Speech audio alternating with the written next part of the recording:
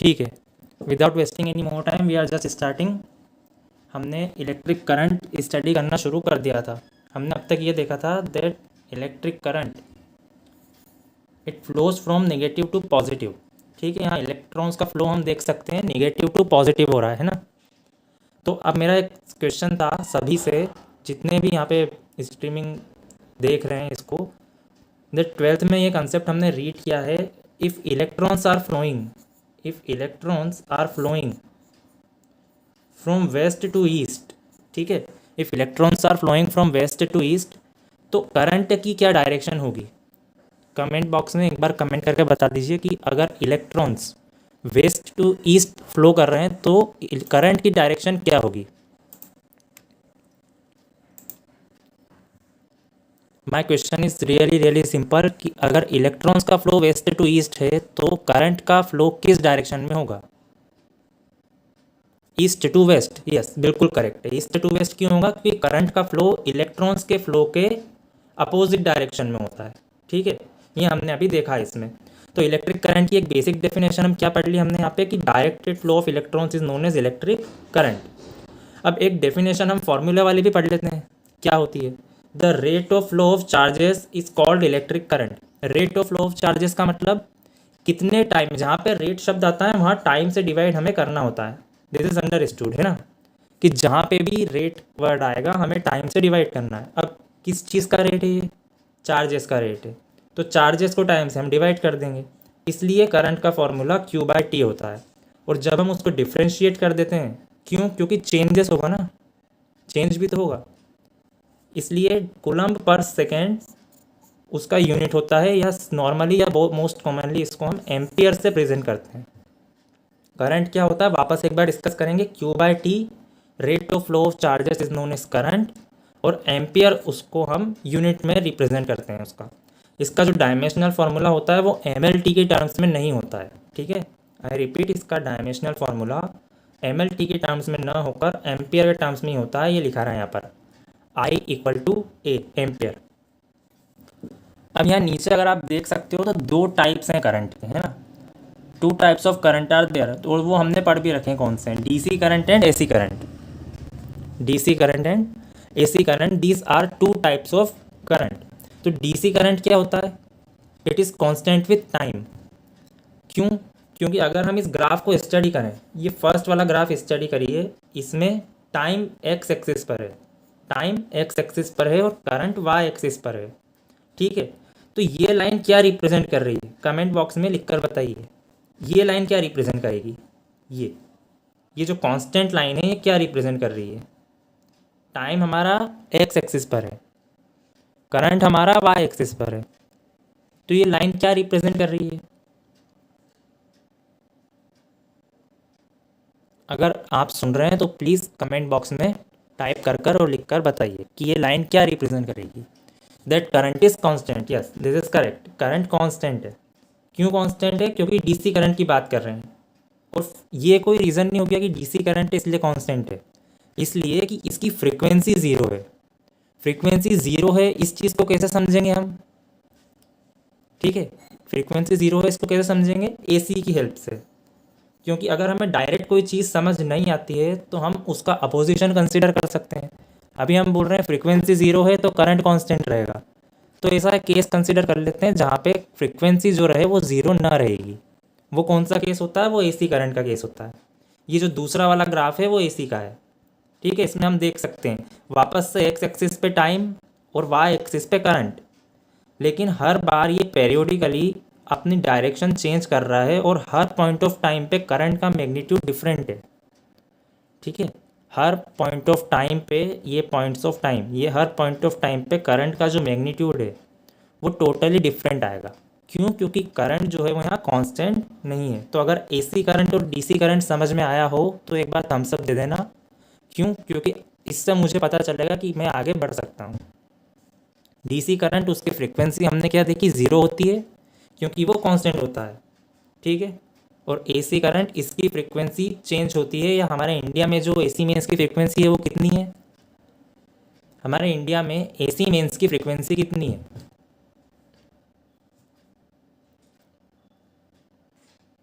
What is the frequency of AC mains in India? This is 50 hertz. 50 hertz है ना, 50 hertz. ये 50 hertz में 50 का क्या मतलब है? 50 हर्ट्स अगर आपसे पूछ लेंगे कि फ्रीक्वेंसी 50 हर्ट्स है, वो तो ठीक है, पर क्या कैसे एक्सप्लेन करोगे आप? क्या है ये 50 हर्ट्स? इस साइकिल को देख के क्या पता चल रहा है हमको? ये क्या 50 हर्ट्स का क्या मतलब है? आपके एग्जामिनर ने आपसे पूछा कि 50 हर्ट्स होती है, ओके, बट इस 50 का मतलब क्या है? इसका मतलब है 50 साइकिल्स पर सेकंड, है ना। फ्रीक्वेंसी है एक बार में 50 ऑसिलेशन, बिल्कुल करेक्ट। 50 साइकिल्स पर सेकंड, हर सेकंड में ये इस तरह की 50 साइकिल्स कंप्लीट करेगा, उसे हम फ्रीक्वेंसी कहेंगे। तो इंडिया में जो करंट होता है उसकी फ्रीक्वेंसी 50 हर्ट्स, और 50 हर्ट्स का क्या मतलब हो गया? पर सेकंड 50 साइकिल्स वो कंप्लीट कर रहा है। इलेक्ट्रिक करंट हो गया, समझ में आ गया। अब हम अगला जो टॉपिक है हमारा वो इलेक्ट्रिक पोटेंशियल है, क्योंकि हम अभी शुरू में बेसिक्स डिस्कस कर रहे हैं यूनिट 1 में, जिससे क्या हो कि हमारी बेसिक डेफिनेशंस क्लियर हो जाए। करंट क्लियर हो चुका है, अब हम पोटेंशियल समझेंगे। तो पोटेंशियल को समझने के 4 स्टेप मैंने यहाँ लिख रखे हैं। अगर ये आपको विजिबल है देन हम आगे बढ़ते हैं, ठीक है। क्या है पहला स्टेप? क्या है इसे समझने के लिए? इलेक्ट्रिक पोटेंशियल क्या होता है? When a body is charge, look at the words, when a body is charge work is done in charging it. जब भी कोई बॉडी चार्ज होती है तो उसको देखो चार्ज करने में वर्क लगेगा, ये हमको पता है। मतलब अभी हम बॉडी को अगर चार्ज कर रहे हैं, कोई भी एक कंडक्टर है फॉर एग्जांपल हमारे पास, ये कंडक्टर है कंसीडर, ठीक है, इससे हम चार्जिंग कर रहे हैं, है ना, इसे हम चार्जिंग कर रहे हैं, तो ये चार्ज हो रहा है, ठीक है। तो इसको चार्ज करने में वर्क हो रहा है, कुछ ना कुछ हम वर्क कर रहे हैं इस कंडक्टर को, या आप समझ लीजिए इस बॉडी को, इसी को हमने एक बॉडी सपोज किया है, इसको चार्ज करने में हमने वर्क किया। अब जो वर्क हमने किया वो उसी बॉडी में पोटेंशियल एनर्जी के फॉर्म में सेव हो गया। क्या हो गया? पोटेंशियल एनर्जी के फॉर्म में उस बॉडी में सेव हो गया। कौन सा वर्क? जो हमने किया। क्यों किया? ताकि वो बॉडी चार्ज हो जाए। बॉडी को चार्ज करने में हमने वर्क किया और अब बॉडी चार्ज हो गई, तो वो जो वर्क हमने किया वो उस बॉडी में पोटेंशियल एनर्जी के फॉर्म में सेव हो गया, ठीक है। तो ये 2 स्टेप में अब तक क्या हो चुका है? हमने अपनी बॉडी जो भी थी, कंडक्टर जो हमने लिया था उसको हमने चार्ज कर दिया। अब बॉडी चार्ज है और साथ ही साथ एक चीज़ और हमारे सामने आई कि पोटेंशियल एनर्जी के फॉर्म में वो वर्क सेव हो गया उस बॉडी में। अब देखो, अब तक जो बॉडी थी वो अनचार्ज थी, ठीक है, या जो ये हमारा कंडक्टर था, ये कंडक्टर अब तक अनचार्ज था। हमने इसको चार्ज किया, हमने इसको चार्ज किया, तो यहाँ पे चार्जेस होंगे अब इस बॉडी में, ये चार्जेस होंगे। तो क्या ये चार्जेस फ्री रहेंगे या मूव करेंगे? है ना, चार्जेस तो मूव करेंगे ना बॉडी में। तो अब बॉडी वर्क करेगी, ठीक है। अब तक क्या हो रहा था? अब तक बॉडी अनचार्ज थी, हमने वर्क किया उसे चार्ज करने के लिए, हमने उसे चार्ज करने के लिए वर्क किया, वही वर्क उस बॉडी में पोटेंशियल एनर्जी के फॉर्म में सेव हो गया, तो ये बॉडी की एनर्जी हो गई। और साथ ही साथ जो चार्जेस हैं अब वो उस कंडक्टर में मूव करेंगे। अब जब वो चार्जेस मूव करेंगे तो हम ये कह सकते हैं कि जो बॉडी है वो भी वर्क करेगी, है ना। शुरू की 2 स्टेप में क्या हो रहा था? जितना जितना पार्ट हाईलाइटेड है उसमें क्या हो रहा था? हम वर्क कर रहे थे और बॉडी कुछ नहीं कर रही थी, बॉडी फ्री थी। अब बॉडी चार्ज हो चुकी है, अब बॉडी उन चार्जेस को मूव करने में वर्क करेगी। तो थर्ड पॉइंट रीड आउट कीजिए। थर्ड पॉइंट क्या कहता है? Charged body does work in the way by moving this charges. अब चार्ज्ड बॉडी के पास चार्जेस है, वो उसमें मूव करेंगे, तो अब बॉडी वर्क करेगी। अब तक हम वर्क कर रहे थे बॉडी को चार्ज करने में, कंडक्टर चार्ज हुआ, अब वो वर्क करेगा। तो उसके वर्क करने की जो ये एबिलिटी है, इसी को हम इलेक्ट्रिक पोटेंशियल बोलते हैं। अब समझ में आ गया होगा कि पोटेंशियल क्यों बोला जाता है ना। पहले क्या हुआ? बॉडी अनचार्ज थी, हमने वर्क किया उसको चार्ज करने में, ठीक है, हमारा वर्क उसने सेव कर लिया अपनी एनर्जी के फॉर्म में, और चार्ज तो उसके पास आ ही गया क्योंकि अब वो चार्ज हो गई है। अब जब वो चार्ज हो गई तो अब वो वर्क करेगी उन चार्जेस को मूव करने में। तो जो वर्क वो कर रही है, ठीक है, उसके वर्क करने की जो ये एबिलिटी है, इसी को हम इलेक्ट्रिक पोटेंशियल बोलते हैं। इंग्लिश में भी अगर हम नॉर्मली कहते हैं ना कि आपका पोटेंशियल कितना है, क्या पोटेंशियल है किसी में, तो उसका क्या मतलब होता है? उसका मतलब ये होता है कि हम कितना काम कर सकते हैं, है ना, हम कितना काम कर सकते हैं उसको हम बोलते हैं हमारा पोटेंशियल। तो इलेक्ट्रिक पोटेंशियल क्या होगा? इलेक्ट्रिक शब्द क्यों आया, क्योंकि चार्जेस की बात चल रही है तो इलेक्ट्रिक शब्द आया। और पोटेंशियल मतलब वो जो एनर्जी उस बॉडी ने स्टोर कर रखी थी वो उसकी एनर्जी हो गई, वही उसका पोटेंशियल हो गया। और जितनी ज़्यादा कैपेसिटी उतना ज़्यादा पोटेंशियल। हम कहते हैं ना, हम में जितनी ज़्यादा कैपेसिटी होगी उतना हमारा पोटेंशियल होगा। तो जितना आप बॉडी को चार्ज करोगे बॉडी के पास भी उतनी पोटेंशियल जाएगा। तो उसका फॉर्मूला क्या हो गया, वर्क डन अपॉन चार्ज, या W/Q। यहाँ पे आपको नीचे दिख रहा होगा बिल्कुल लास्ट में, work done upon charge W/Q, इसको फॉर्मूला में प्रेजेंट करते हैं। और ये 4 स्टेप में हमने समझा कि इलेक्ट्रिक पोटेंशियल क्या होता है और क्यों इसे पोटेंशियल बोला जाता है। ठीक है, इतनी बात हुई करंट और पोटेंशियल को लेके। करंट और पोटेंशियल जब तक हम स्टडी नहीं करते मज़ा नहीं आता, क्यों, क्योंकि वहीं से बेसिक्स स्टार्ट होते हैं इलेक्ट्रिकल के। अब आता है डिटर्मिनेशन ऑफ साइन।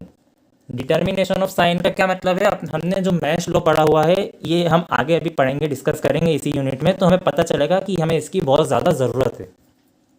तो अभी के लिए हमें कितना कंसेप्ट क्लियर करते हुए क्या समझना है, आपसे क्वेश्चन है मेरा कि अगर ब्रांच करंट की डायरेक्शन इस तरह है, ठीक है, ब्रांच करंट की अगर कुछ डायरेक्शन है और वो इस तरह है, और मैं एक लूप कंसिडर कर रहा हूँ इसी डायरेक्शन में, ठीक है, सेम डायरेक्शन है, मेरे लूप पे कंसिडर होने की भी सेम डायरेक्शन है, और जो ब्रांच करंट है उसकी भी डायरेक्शन सेम ही है। या मैं यूँ कह लेता हूँ कि ब्रांच करंट की डायरेक्शन में मैंने मेरा लूप कंसिडर किया है, तो पॉजिटिव टू निगेटिव करंट का फ्लो रहेगा। ठीक है, तो ईएमएफ को कौन सा साइन असाइन होगा, पॉजिटिव या निगेटिव। अगर करंट का फ्लो पॉजिटिव टू निगेटिव जा रहा है तो क्या साइन आएगा ईएमएफ में या हमारे बैटरी में।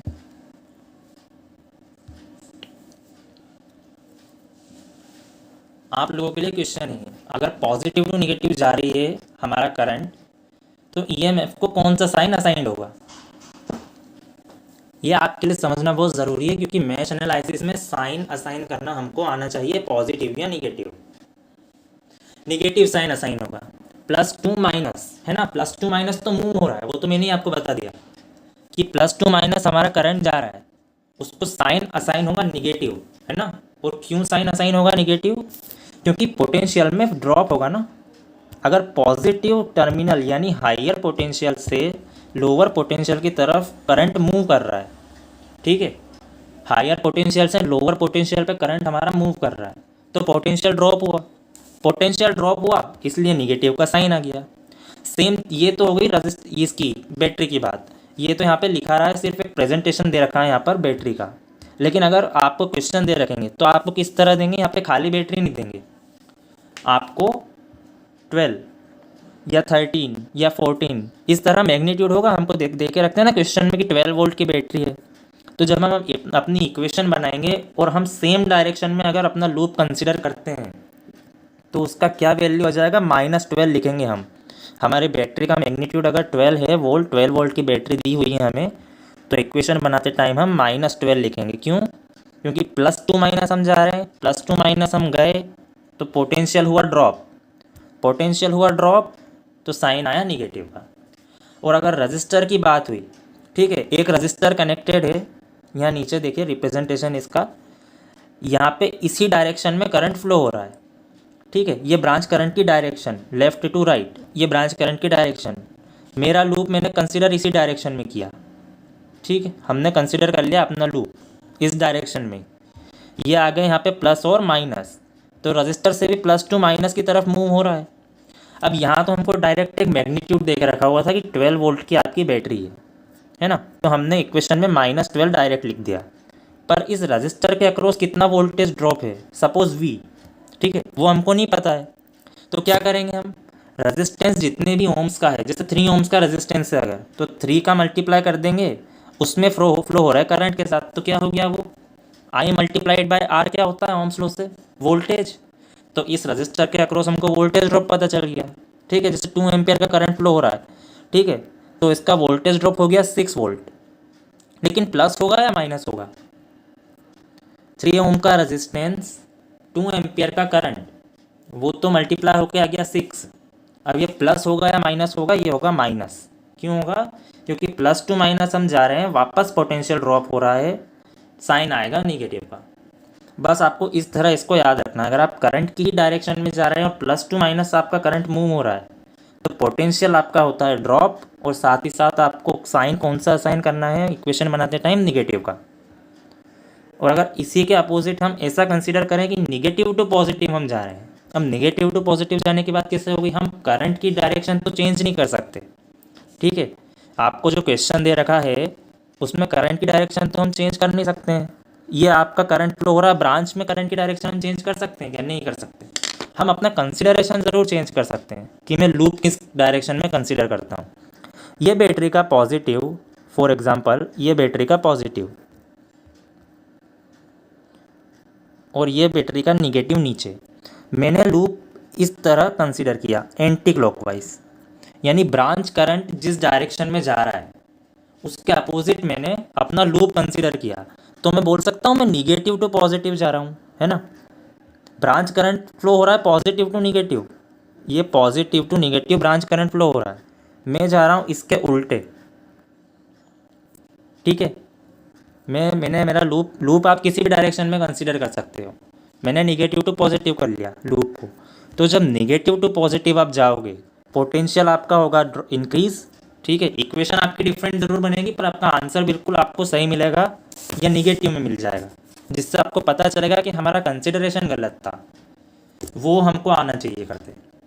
इसलिए सबसे अच्छा मैं आपको यही सजेस्ट करूँगा कि ब्रांच करंट की जो डायरेक्शन है उसी की डायरेक्शन में अपना लूप आप कंसिडर कर लो। अगर आपको ब्रांच करंट की डायरेक्शन पता है ना तो आप उसी तरह कर लो अपने लूप की भी डायरेक्शन। इससे क्या होता है, इससे हमारा आंसर सही आता है। आप उल्टा करोगे तब भी सही आएगा, लेकिन उसके लिए आपको प्रैक्टिस बहुत ज़्यादा करनी पड़ेगी, क्योंकि साइन चेंज हो जाएंगे। और जहाँ मैश लॉ में साइन आपने चेंज कर दिए, जहाँ आपने साइन चेंज किया आपके क्वेश्चंस गलत हो सकते हैं। तो एक बार फिर से शॉर्ट में बता देता हूँ मैं कि आपकी बैटरी, अगर बैटरी, हमने पिछले केस में भी बैटरी कंसिडर की थी, इस केस में भी हम बैटरी कंसिडर करेंगे, ठीक है। निगेटिव टू पॉजिटिव अगर जाएंगे तो पोटेंशियल होगा इंक्रीज और साइन आपका आ जाएगा प्लस का। अगर यहाँ 12 वोल्ट की बैटरी होती तो हम इक्वेशन बनाते टाइम लिखते +12, ठीक है। और वापस अगर हम रजिस्टर के केस में भी बात करते हैं, 3 ओम का रजिस्टर और 2 एम्पियर का करंट जा रहा है तो 6 वोल्ट का तो वोल्टेज ड्रॉप हो गया, ठीक है। लेकिन हम कहाँ जा रहे हैं, निगेटिव टू पॉजिटिव हमने कंसीडर किया अपना डायरेक्शन, तो निगेटिव टू पॉजिटिव हम गए, हमारा पोटेंशियल हुआ इंक्रीज और साइन आ गया यहाँ पे प्लस का। पिछले केस में दोनों ही साइन निगेटिव थे क्योंकि हम पॉजिटिव टू निगेटिव जा रहे थे, और यहाँ पे दोनों ही साइन पॉजिटिव आएंगे क्योंकि हम निगेटिव टू पॉजिटिव मूव कर रहे हैं, निगेटिव टू पॉजिटिव हम मूव कर रहे हैं, ठीक है। आपको डिटर्मिनेशन ऑफ साइन और आगे क्लियर होगा जब हम मैश एनालिसिस पढ़ेंगे और केवीएल पढ़ेंगे। अब बेसिक डेफिनेशंस की बात चल रही तो हम पावर के बारे में भी पढ़ेंगे, पावर एंड एनर्जी। हमने करंट और पोटेंशियल पढ़ लिया, पावर एंड एनर्जी अब हमें पढ़ना है। अगर जितने भी लोग यहाँ पे प्लीज़ एक बार थम्स अप दे देना। और आपको डिटर्मिनेशन ऑफ साइन के लिए ज़्यादा घबराने की कोई ज़रूरत नहीं है, आपको प्लेलिस्ट में वो वीडियो डिटेल्ड में अपलोड किया गया है, डिटर्मिनेशन ऑफ साइन वाला, है ना। वो वीडियो आपका डिटर्मिनेशन ऑफ साइन वाला प्लेलिस्ट में डिटेल्ड में अपडेटेड है, डिटेल में अपडेट किया गया है, तो आप वहाँ पे जाके भी उसको देख सकते हैं, ठीक है। अब अगला हमारा क्या रहेगा, पावर के बारे में हम थोड़ी सी स्टडी कर लेते हैं। पावर क्या होता है, यहाँ पे देखिए क्या होगा सबको, what is power, it is rate of change of energy per unit time. Energy का जब चेंज होता है रेट, फिर से मैंने जब रेट आएगा, जब भी मैंने बोला था ना जब रेट आता है तो क्या होता है, हमको टाइम से डिवाइड कर देना है। किसको डिवाइड करेंगे टाइम से, जिसका भी रेट चेंज हो रहा है, यहाँ पे एनर्जी का रेट चेंज हो रहा है उसको हम टाइम से डिवाइड कर देंगे। तो डेफिनेशन के हिसाब से क्या हो गया, rate of change of energy per unit time is power. तो ये rate of change of energy, ये देख, ये मैंने जो सर्कल किया है ना dW/dt, change in energy dW, change in time dt, तो dW/dt हो गया। अब हमें इस चीज़ से, ये तो हमने डेफिनेशन के हिसाब से लिख दिया dW/dt, हमें चाहिए फॉर्मूला पावर का। dW/dt कोई फार्मूला तो नहीं है, वो तो प्रेजेंटेशन हो गया। अगर फार्मूला चाहिए तो मैंने क्या किया, इस dW/dt को मल्टीप्लाई डिवाइड कर दिया dq से। ये इसमें जो बीच में लिखा रहा है ना dW/dt, इसको मैंने dq से मल्टीप्लाई किया और dq से ही डिवाइड कर दिया, ठीक है। या रेशनलाइजेशन करना बोलते हैं, वो रेशनलाइजेशन में क्या होता है कि अपोजिट साइन से मल्टीप्लाई हो जाता है, या dt/dt से मल्टीप्लाई होता है, पर मैंने क्या किया dq से किया है। क्योंकि वोल्टेज और करंट दोनों में ही चार्ज का काम होता है, इसलिए हमने चेंज इन चार्ज से मल्टीप्लाई कर दिया। इससे क्या होगा, D W by D Q हमको मिल गया। D W by D Q मतलब एनर्जी अपॉन चार्ज, वो क्या होता है, वोल्टेज, वोल्ट्स, ठीक है। और डी क्यू से मैंने मल्टीप्लाई भी किया था, तो डी टी को मैंने उसके अपॉन में लिख दिया, यानी D Q by D T. D Q by D T क्या होता है, करंट, चार्ज पर यूनिट टाइम जो भी चेंज हो रहा है, तो क्यू बाई टी वो हो गया आई। तो पावर का फॉर्मूला इस तरह वी मल्टीप्लाइड बाय आई निकल के आता है, इसकी यूनिट होती है वॉट्स। वी इंटू आई कैसे आया, समझ में आया। हम बिल्कुल स्टेप बाय स्टेप चल रहे हैं डाउनवर्ड। कैसे, हमने पहले डेफिनेशन पढ़ी, rate of change of energy per unit time, ठीक है। ये हो गया D W by D T. D W by D T को डी क्यू से मैंने मल्टीप्लाई डिवाइड किया, उसको मैं रीअरेंज कर दिया, फिर मुझे वहाँ से फॉर्मूला मिला P is equal to V into I. ये पावर का फॉर्मूला। अब इलेक्ट्रिक पावर को भी स्टडी करते हैं कि इलेक्ट्रिक पावर में हम ये P equal to V into I कैसे डिराइव करेंगे। तो पावर क्या पढ़ा हमने, change in energy per unit time. अब इलेक्ट्रिक पावर क्या हो जाएगा, rate at which work is done in an electric circuit, ठीक है। अब इलेक्ट्रिक सर्किट में आपको डायरेक्ट एनर्जी के बारे में नहीं बताया जाएगा। इलेक्ट्रिक सर्किट से आपको क्या समझना, कुछ ना कुछ वर्क हो रहा होगा सर्किट में, ठीक है। एनर्जी कंजर्व रहेगी, चार्ज कंजर्व रहेगा, वो सारी बातें आगे होगी। लेकिन पहले जब हम सर्किट नाम सुनते हैं तो क्या आता है हमारे दिमाग में कि कुछ ना कुछ वर्क हो रहा है सर्किट में। तो जिस रेट पे वर्क हो रहा होता है इलेक्ट्रिक सर्किट में, उसी को हम इलेक्ट्रिक पावर बोलते हैं। तो उसका फॉर्मूला क्या हो जाएगा, वर्क डन अपॉन टाइम। अभी पीछे हमने पावर का फॉर्मूला क्या पढ़ा था इसके पहले, एनर्जी पर यूनिट टाइम। यहाँ क्या हो गया, वर्क डन अपॉन टाइम। क्यों, क्योंकि जैसे जैसे वर्क हो रहा है वैसे वैसे ही एनर्जी मिलती जा रही है। तो वर्क डन और एनर्जी इक्वल होते हैं, आपको भी पता है। तो हमने यहाँ पे उसी को रिप्लेस किया है। अगर ये डायग्राम हम कंसिडर करें, ये वाला, ठीक है, इसमें आपको सब यहाँ पे राइट हैंड साइड में लिखा हुआ भी है। What is V, it is potential difference across A B. A B क्या है, ये ए और ये बी, ये दो पॉइंट्स हैं, इनके अक्रॉस एक पोटेंशियल मेंटेन्ड है वी का, ठीक है। आई करंट फ्लो कर रहा है, आर मैग्नीट्यूड का रेजिस्टेंस है, और टी क्या है, टी वो टाइम है जितने टाइम के लिए करंट फ्लो होता है। डिफरेंस क्या है दोनों पावर में, डिफरेंस यही है, power is the rate, power is energy upon time. दोनों सेम ही चीज़ें हैं, लेकिन फिर भी हम अलग अलग करके पढ़ रहे हैं उसको। हमने पावर एनर्जी अपॉन टाइम से भी फॉर्मूला डिराइव कर लिया वी इंटू आई का। मैं इसको जब हम कर लेंगे ना पूरा डिराइव इलेक्ट्रिक पावर को भी, अभी वी इंटू आई ही निकलेगा इसका रिजल्ट भी। तब मैं यही समझाऊंगा आपको कि इलेक्ट्रिक पावर हो या पावर हो, सेम ही चीज़ है दोनों, ठीक है। क्योंकि पावर सिर्फ इलेक्ट्रिक की टर्म्स में ही हम नहीं पढ़ते हैं, पावर हम दूसरे टर्म्स में भी पढ़ते हैं। तो वहाँ पावर किस टर्म में पढ़ते हैं हम, कि एनर्जी कितनी कंज्यूम हो रही है। पर अभी हम बेसिक इलेक्ट्रिकल इंजीनियरिंग की टर्म्स में अगर पढ़ेंगे तो क्या पढ़ेंगे, हम इलेक्ट्रिक पावर पढ़ेंगे। और लास्ट में इलेक्ट्रिक पावर हो चाहे पावर हो, दोनों का फॉर्मूला निकल के सेम आएगा, that is V multiplied by I. और वही तो हम निकालना है। वो कैसे निकालना है, T is equal to time for which current flows. तो अब क्या हो गया, टोटल चार्ज टाइम टी में कितना फ्लो होगा। इस पॉइंट की अगर मैं बात करूं आपसे, अगर मैं पूछूं कि ए और बी दो पॉइंट हैं, तो टोटल चार्ज अगर क्यू है तो टाइम टी में कितना फ्लो होगा, I current multiplied by time. तो Q equal to I T पढ़ रखा है हमने भी, यहाँ से फॉर्मूला आता है Q equal to I T का। ये फॉर्मूलाज हमने जो डायरेक्ट पढ़ रखे ना, Q equal to I T होता है, power equal to work upon time होता है। तो ये कहाँ से आए हैं मैं वो बता रहा हूँ आपको। Q equal to I T कैसे आया, क्यू क्या था हमारा charge, Q equal to I T कैसे आया, क्यू हमारा था चार्ज, टाइम हमारा, टी हमारा था वो टाइम जिस टाइम के लिए करंट फ्लो होता है, ठीक है, और आई हमारा करंट। तो कितना चार्ज फ्लो होगा टाइम टी में, जितना करंट उस टाइम में फ्लो हो जाता है, तो आई मल्टीप्लाइड बाय टी। अब वी हमने क्या पढ़ा था अभी पीछे, पोटेंशियल का formula work done upon charge, V equal to work upon Q. तो यहाँ से मैं वर्क का फॉर्मूला निकाल सकता हूँ, वी मल्टीप्लाइड बाय क्यू, ठीक है। वी का फॉर्मूला हुआ वर्क अपॉन क्यू, इस क्यू का मैंने यहाँ पे मल्टीप्लाई कर दिया, तो वर्क का फॉर्मूला आ गया मेरे पास वर्क का फॉर्मूला आ गया। अब मैंने क्यू की अभी वैल्यू निकाल के बताई आपको, आई मल्टीप्लाइड बाई टी। मैंने क्यू की वैल्यू को यहाँ पे पुट कर दिया, आई मल्टीप्लाइड बाई टी, तो ये हो गया वी आई टी। अब इलेक्ट्रिक पावर हमने शुरू में अभी क्या पढ़ा, इसको वर्क डन अपॉन टाइम, ये पढ़ा हमने। वर्क डन क्या कैलकुलेट किया अभी, हमने वर्क डन कैलकुलेट किया V multiplied I multiplied T, ठीक है, और अपॉन में टाइम, ये अपॉन में टाइम, तो T से T जब कैंसिल हो जाएगा VIT multi divided by T, T से T कैंसिल, वापस वही फॉर्मूला निकल के आया। मैंने बोला था सेम फॉर्मूला आएंगे दोनों के। पावर और इलेक्ट्रिक पावर, इसको आप अलग मत समझो।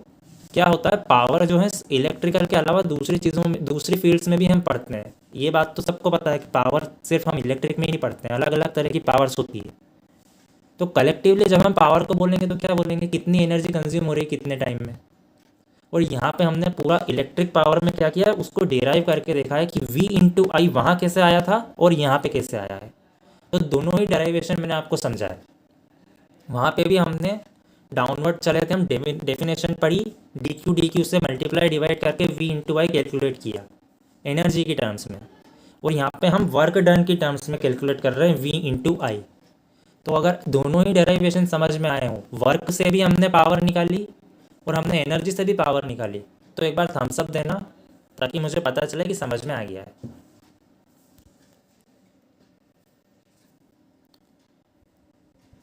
तो दोनों हमने पावर दोनों तरह की पढ़ ली है। अब V इंटू आई अगर आ गया है पावर का फॉर्मूला यहाँ पे, ठीक है, तो हम ओम्स लॉ से इसको दो तरह से और प्रेजेंट कर सकते हैं। तीन फॉर्मूला होंगे पावर के, V इंटू आई, एक हो गया आई स्क्वायर आर और एक हो गया V square by R. P equal to V into I square R और V स्क्वायर बाय आर। ये तीन फार्मूलाज होंगे।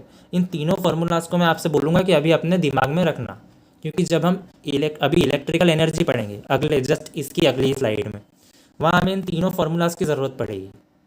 ठीक है, पावर हमने पढ़ लिया, अब हम आते हैं इलेक्ट्रिकल एनर्जी पे। देखो कुछ भी नहीं है, सिंपल है, इलेक्ट्रिकल एनर्जी और इलेक्ट्रिकल पावर।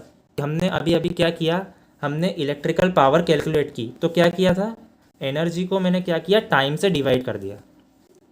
पावर कैलकुलेट करते वक्त मैंने क्या किया, एनर्जी को टाइम से डिवाइड कर दिया। तो अब मैं जब एनर्जी कैलकुलेट करना चाहता हूँ तो क्या करूँगा, मैं पावर को टाइम से मल्टीप्लाई कर दूंगा। तो इलेक्ट्रिकल एनर्जी में सिर्फ आप डेफिनेशन पढ़ो, हम ज़्यादा उलझेंगे नहीं। हमने पावर का इतना लंबा डेरिवेशन इसीलिए देखा ताकि हमने एनर्जी और पावर दोनों ही उसमें ख़त्म कर दिए। कैसे, हमने पावर निकालते वक्त एनर्जी को डिवाइड किया टाइम से, तो जब मैं एनर्जी निकालूंगा तो मैं पावर का मल्टीप्लाई कर दूंगा टाइम से। पावर के तीन फॉर्मूले हमने अभी पढ़े, आई स्क्वायर आर और V स्क्वायर बाय आर।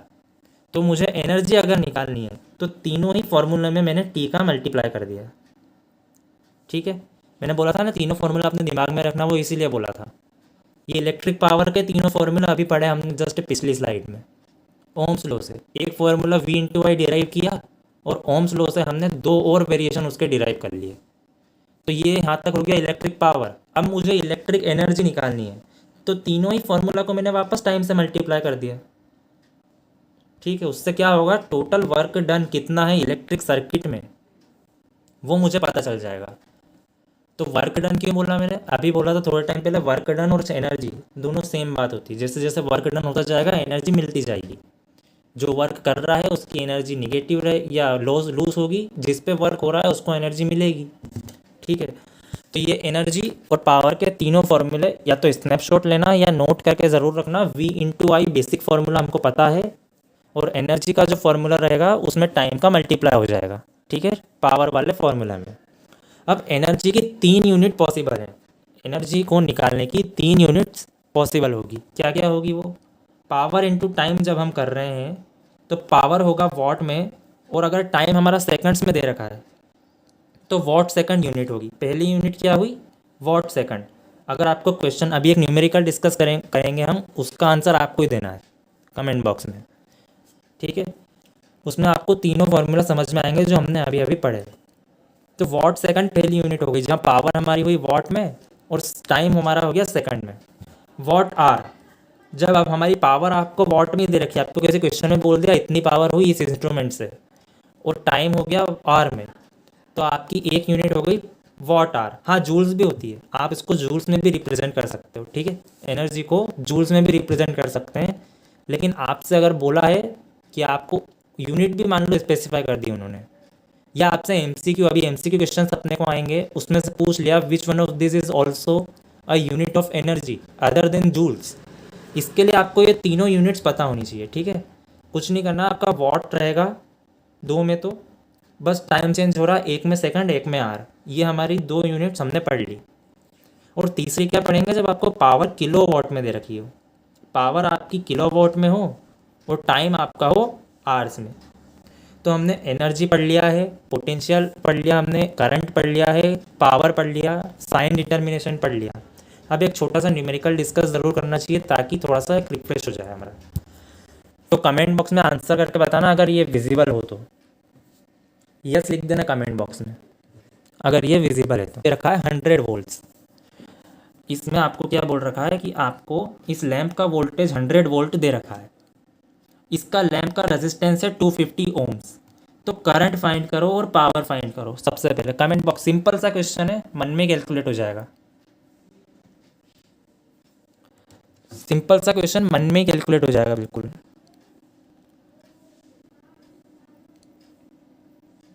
आपको वोल्टेज और रेजिस्टेंस दे रखा है, करंट और पावर आपको कैलकुलेट करके और कमेंट बॉक्स में आंसर लिखना है।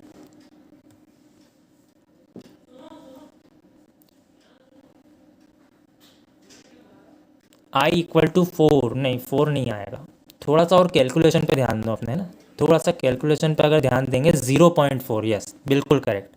करंट क्या आएगा हमारा 0.4, अर्नव 0.4। 4 क्यों नहीं आएगा, क्योंकि यहाँ पे 100 को 1000 को डिवाइड नहीं कर रहे हैं हम 250 से। अगर यहाँ 1000 वोल्ट होता और रेजिस्टेंस 250 का होता तब ज़रूर 4 आता, या वोल्टेज भले ही आप 100 रहने दो और रेजिस्टेंस आपका सिर्फ 25 का होता तो 4 आता, है ना। लेकिन करंट आपका क्या आएगा 0.4 एम्पियर। अब इस करंट से पावर कैलकुलेट करो, हमने अभी फॉर्मूलाज पढ़े हैं। अब इस करंट से कितनी पावर मिलेगी हमको इस लैंप से, वो भी कैलकुलेट करना है हमको।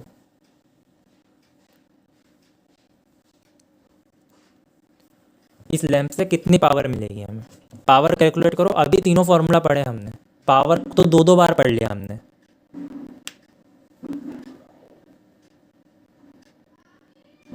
फोर्टी, पावर 40 आएगी इंटू 0.4, 10 4 ज़ा 40 वॉट्स की पावर आएगी आपकी, ठीक है। पावर आएगी हमारी 40 वॉट्स, उसकी यूनिट भी हमें मेंशन करनी चाहिए लिखते टाइम, 40 वॉट्स, ठीक है। अब आपको 24 आवर्स में कितनी एनर्जी कंज्यूम हुई, ठीक है। आपने पावर किस में कैलकुलेट करी है, वॉट में, आपने पावर कैलकुलेट करी वॉट्स में, और आपसे पूछा उन्होंने आवर्स का है कि 24 आवर्स में कितनी एनर्जी कंज्यूम होगी, तो वो भी कैलकुलेट करके बता दो। तो इस क्वेश्चन में हमने तीनों ही फॉर्मूला अपने डिस्कस कर लिए, एनर्जी और कैलकुलेट कर दो कि इस लैंप से 24 आवर में कितनी एनर्जी मिलेगी। और मुझे खासकर यूनिट भी बताना, कौन सी यूनिट हम लेंगे यहाँ पे,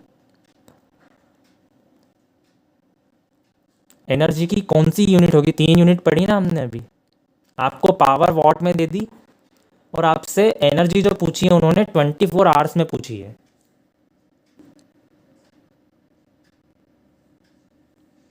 आपसे एनर्जी पूछी है 24 आवर्स में,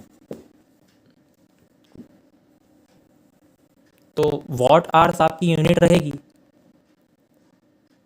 ठीक है। एनर्जी क्या रहेगा, पावर इनटू टाइम रहेगा, है ना। पावर क्या आया 40,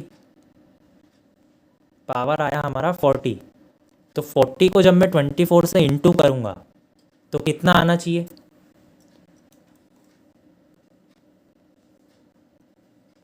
40 को मैं 24 से इंटू कर रहा हूँ, ध्यान देना थोड़ा सा, है ना। 40 को 24 आवर्स से इंटू किया है मैंने। अभी भी आंसर थोड़ा सा गलत है, 96 वोट आवर्स भी नहीं आएगा। 40 वोट्स की पावर और 24 आवर्स, तो वॉट आवर तो यूनिट बिल्कुल सही लिखी, तो 40 इंटू 24 कितना होगा, ये होगा 960, 96 नहीं 960 होगा, ठीक है। वॉट आवर तो यूनिट बिल्कुल सही बताई सभी ने, क्योंकि पावर वॉट में और टाइम आवर्स में, तो 960 वॉट आवर्स रहेगा, है ना। Yes, now 960 is correct answer. 24 multiply, मतलब इस क्वेश्चन में आपको क्या करना था, एक के बाद एक चीज़ें फाइंड करनी थी। पहले करंट फाइंड किया, ये करंट से हमने पावर फाइंड की, इस पावर को बस मल्टीप्लाई कर दिया 24 से, एक के बाद एक मल्टीप्लाई करके हमें निकालना था। 960 watt hour is correct answer. Sources, अब और बेसिक डेफिनेशन पढ़ लेते हैं। सोर्स, अच्छा मैंने यहाँ पे सोर्स की डेफिनेशन को हाइड कर रखा है। अगर आपसे कोई पूछेगा सोर्स की डेफिनेशन बताओ, what is the definition of source, तो कमेंट बॉक्स में एक बार लिख के बता दो सोर्स क्या होते हैं। डेफिनेशन शॉर्ट में, प्लेलिस्ट भी ज़रूर देखना क्योंकि उसमें डिटेल में एक्सप्लेन किया है, हम सिर्फ यहाँ पे एक ओवरव्यू डिस्कस कर रहे हैं। सोर्स की क्या डेफिनेशन रहेगी, what is the definition of source.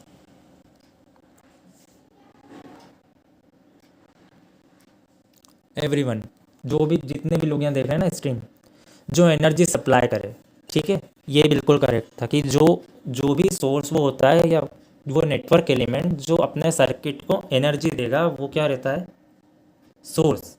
Source की डेफिनेशन नहीं, डोंट नो से काम थोड़ी नहीं चलेगा। डोंट नो अपन वहाँ वाइवा में नहीं बोल सकते। A basic network element that supplies energy, Srishti का आंसर सही था, जो एनर्जी सप्लाई करता है पूरे सर्किट को, उसी को तो हम सोर्स बोलते हैं। और वो रहेगा क्या, या तो वोल्टेज सोर्स रहेगा या करंट सोर्स रहेगा, ठीक है, वोल्टेज सोर्स रहेगा या करंट सोर्स रहेगा। तो क्या हो गया, नेटवर्क एलिमेंट हो गया। नेटवर्क एलिमेंट क्या होते हैं, नेटवर्क एलिमेंट वो सब होते हैं जिनसे हमें सर्किट बना हुआ मिलता है। एक सर्किट जिन जिन भी चीज़ों से मिलके बनता है उन्हें नेटवर्क एलिमेंट बोलते हैं। तो वोल्टेज सोर्स और करंट सोर्स दोनों ही उसमें हो गए, ठीक है। तो वो नेटवर्क एलिमेंट या वो बेसिक नेटवर्क एलिमेंट जो पूरे सर्किट को एनर्जी सप्लाई करता है उसे हम सोर्स बोलते हैं। यहाँ दो टाइप आपको दिख रहे होंगे, डिपेंडेंट और इंडिपेंडेंट, ठीक है। डिपेंडेंट और इंडिपेंडेंट दो सोर्स के टाइप आपको यहाँ पे दिख रहे होंगे, ठीक है। तो इंडिपेंडेंट सोर्सेज क्या होते हैं, इंडिपेंडेंट सोर्सेस वो होते हैं जिनका आउटपुट किसी भी दूसरे नेटवर्क वेरिएबल में डिपेंड नहीं करता।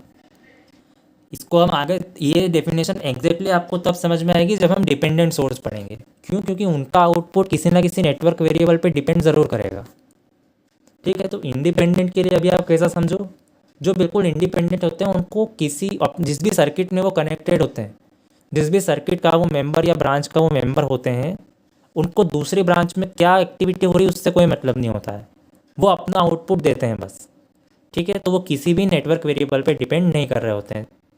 और नेटवर्क वेरिएबल क्या चीज़ होती है, वोल्टेज और करंट जो वेरी हो सकता है सर्किट में, वो नेटवर्क वेरिएबल। तो दो तरह के इंडिपेंडेंट सोर्स हो गए, वोल्टेज सोर्स और करंट सोर्स, ठीक है। अब आगे हम पढ़ेंगे इंडिपेंडेंट सोर्स। तो हमने पढ़ लिया कि जो जिनका आउटपुट जो है वो नेटवर्क वेरिएबल पे डिपेंड नहीं करता। दो तरह के सोर्स हो गए, इंडिपेंडेंट वोल्टेज और इंडिपेंडेंट करंट। अब हमें ज़्यादातर जो कन्फ्यूजन रहता है ना वो रहता है डिपेंडेंट सोर्स में। डिपेंडेंट सोर्स थोड़ा वास्ट टॉपिक है, हमें ये आपको डिटेल में, फिर मैं बोल रहा हूँ प्लेलिस्ट में सब कुछ डिस्कस किया गया है, हम यहाँ सिर्फ एक ओवरव्यू ले रहे हैं सभी चीज़ों का। तो 4 टाइप के होते हैं, इसलिए हम सोचते हैं ये बहुत बड़ा टॉपिक है। ये बड़ा टॉपिक नहीं है, सिर्फ इस टर्म को समझना है हमको, सिर्फ इस टर्म को समझना है। ये जो इतनी बड़ी टर्म लिखी है, हम एक को अगर समझ जाएंगे ना तो हमको बाकी चारों आ जाएंगे, ठीक है। यहाँ पे लिखा रहा है वोल्टेज कंट्रोल वोल्टेज सोर्स, दो जो डिपेंडेंट टाइप का पहला टाइप हम डिस्कस करेंगे। डिपेंडेंट सोर्स जो होते हैं उनका पहला टाइप, 4 में से पहला type voltage control voltage source. अच्छा, डिपेंडेंट सोर्सेज का शेप क्या होता है, किस शेप के होते हैं डिपेंडेंट सोर्सेज, एक बार कमेंट बॉक्स में लिख दो। और ये वीडियो को शेयर करो ताकि ज़्यादा से ज़्यादा रीच हो इस वीडियो पे। अभी भी बहुत टाइम है, बहुत कुछ डिस्कस करना है अभी भी। मेरा क्वेश्चन है कि डिपेंडेंट सोर्सेज का शेप क्या होता है, what is the shape of dependent sources. ये सरकार भी बना दिया अब तो मैंने, हमने पढ़ा ना, सर ने बताया था कि जो भी डायमंड शेप जब भी हमको दिखेगा तो हमको क्या समझना है उससे, कि डायमंड शेप मतलब डिपेंडेंट सोर्स है। अगर डायमंड शेप है तो डिपेंडेंट सोर्स होता है, ठीक है। तो डिपेंडेंट सोर्स को आपको यहाँ पे, जैसे यहाँ पे तो हम अभी डिस्कस कर रहे हैं तो आपको मैंने लिख के बताया हुआ है कि हम क्या डिस्कस कर रहे हैं, वोल्टेज कंट्रोल वोल्टेज सोर्स, ये हम डिस्कस कर रहे हैं। आपको क्वेश्चन में थोड़ी ना बोला होगा कि कौन सा सोर्स है। तो ये पूरी टर्म हमको खुद फाइंड आउट करते आनी चाहिए। कोई भी सोर्स अगर दे रखा हो उसकी स्टेप्स बता रहा हूँ मैं आपको। पहली स्टेप क्या है, डायमंड शेप देखो, अगर डायमंड शेप है तो डिपेंडेंट सोर्स कन्फर्म। अब उस डायमंड शेप के अंदर देखो आपको क्या दिख रहा है, इस डायमंड शेप के अंदर आपको क्या बना हुआ दिख रहा है, कौन से दो साइन दिख रहे हैं? क्योंकि डिपेंडेंट होगा अगर, तो या तो वोल्टेज होगा या करंट होगा। अभी आपको ये कौन सा दिख रहा है? वोल्टेज सोर्स वहाँ ऊपर लिखा हुआ है, वो तो ठीक है, वो तो लिखा हुआ है इसलिए सब बोल देंगे वोल्टेज सोर्स है। मैं बता रहा हूँ उसको पहचानना कैसे है। डायमंड शेप मतलब डिपेंडेंट। अगर डायमंड के अंदर प्लस माइनस लिखा रहा है that means it's a voltage source, dependent भी है और वोल्टेज सोर्स है। कैसा वो डिपेंडेंट सोर्स है? एक वोल्टेज सोर्स है। तो हमने क्या किया अब तक, सिर्फ स्टडी करके कुछ भी हमने कैलकुलेट, सोर्स है। अब ये वोल्टेज कंट्रोल्ड है, ये कैसे पता चलेगा? ये तो हमको नहीं दिया होगा ना वहाँ पे, हमको वोल्टेज सोर्स तो पता चल गया डायमंड शेप और प्लस माइनस देख के।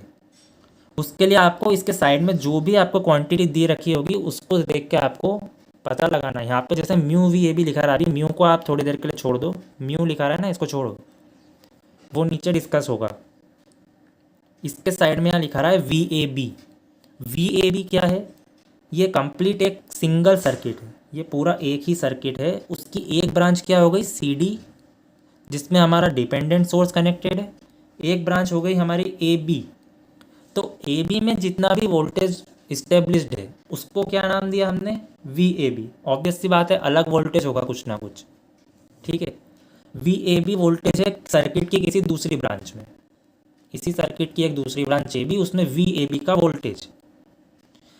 तो ये जो वी ए बी यहाँ पे इसका मैग्नीट्यूड लिखा है, ये इस डिपेंडेंट सोर्स का मैग्नीट्यूड है। तो इस पूरे टर्म का क्या मतलब हो गया कि ये एक डिपेंडेंट वोल्टेज सोर्स है जो कि सी और डी ब्रांच में, सी डी ब्रांच में एक ऐसा वोल्टेज इस्टेब्लिश करेगा वी सी डी जो डायरेक्टली प्रोपोर्शनल होगा वी ए बी के, यानी उसी सर्किट की किसी दूसरी ब्रांच के वोल्टेज के प्रोपोर्शनल। वापस रिपीट कर रहा हूँ, ये वोल्टेज सोर्स इसलिए इस्टेब्लिश तो वोल्टेज ही करेगा। कहाँ पे करेगा? जहाँ पे ये कनेक्टेड है, मतलब यहाँ पे इस ब्रांच में। और कंट्रोल इसको कौन कर रहा है? उसी सर्किट की एक दूसरी ब्रांच का वोल्टेज। तो इसको मैथमेटिकली अगर मैं एक्सप्रेस करना चाहूँ तो क्या बोलूँगा? दैट वी सी डी मतलब वो वोल्टेज जो यहाँ पे इस्टेब्लिश हो रहा है इस सोर्स के थ्रू डायरेक्टली प्रोपोर्शनल होगा वी ए बी के, मतलब उसी सर्किट की दूसरी ब्रांच के एक वोल्टेज के। तो V C D directly proportional to V A B. अब प्रोपोर्शनलिटी का साइन हटेगा तो कोई ना कोई सा कांस्टेंट तो आएगा। तो वो कांस्टेंट जो इस केस में आता है, सिर्फ इस particular voltage control voltage source वाले केस में, वो होता है वोल्टेज गेन। और मैंने एक चीज़ यहाँ पे लिख रखी है, डायमेंशन लेस और यूनिट लेस होगा। ये डायमेंशन लेस और यूनिट लेस होगा। उसका मुझे रीज़न बताओ कि डायमेंशन लेस और यूनिट लेस क्यों होगा, कमेंट बॉक्स में। वोल्टेज गेन कांस्टेंट हमें मिलेगा जब प्रोपोर्शनलिटी का साइन हटेगा। तो ये डायमेंशन लेस और यूनिट लेस क्यों होगा? प्लीज़ थोड़ा इंटरेक्टिव रहो, है ना, कमेंट बॉक्स में।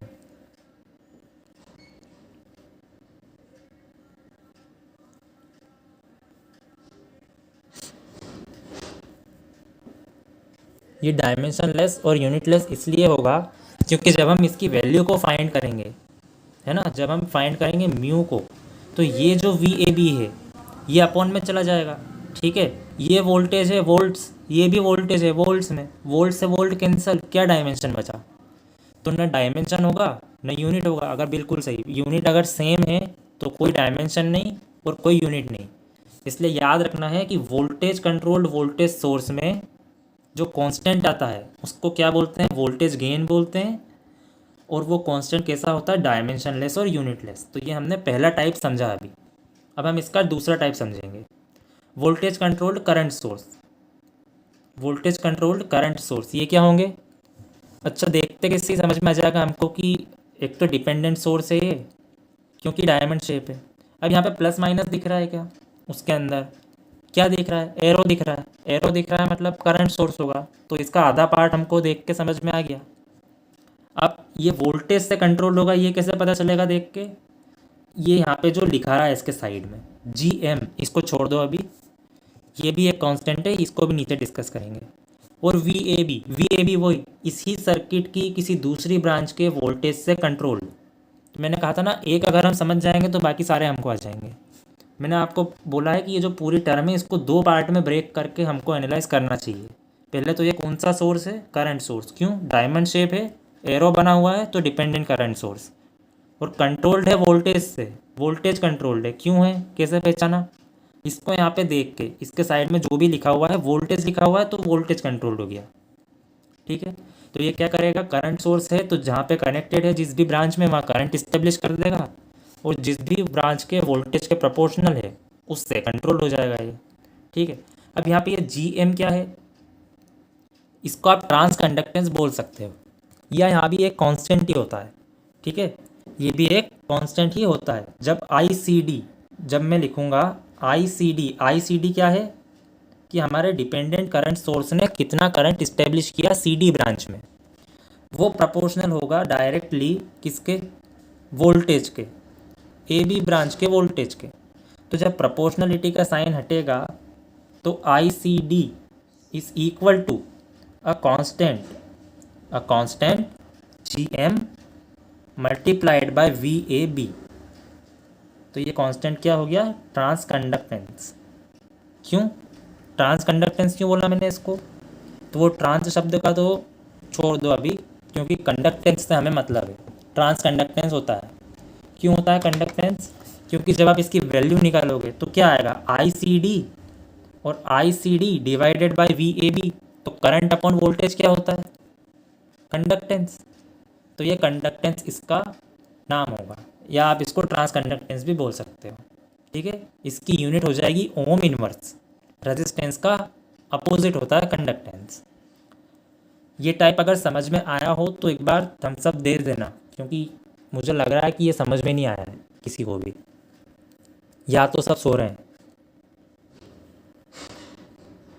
दूसरा वाला टाइप समझ में आ गया क्या सभी को?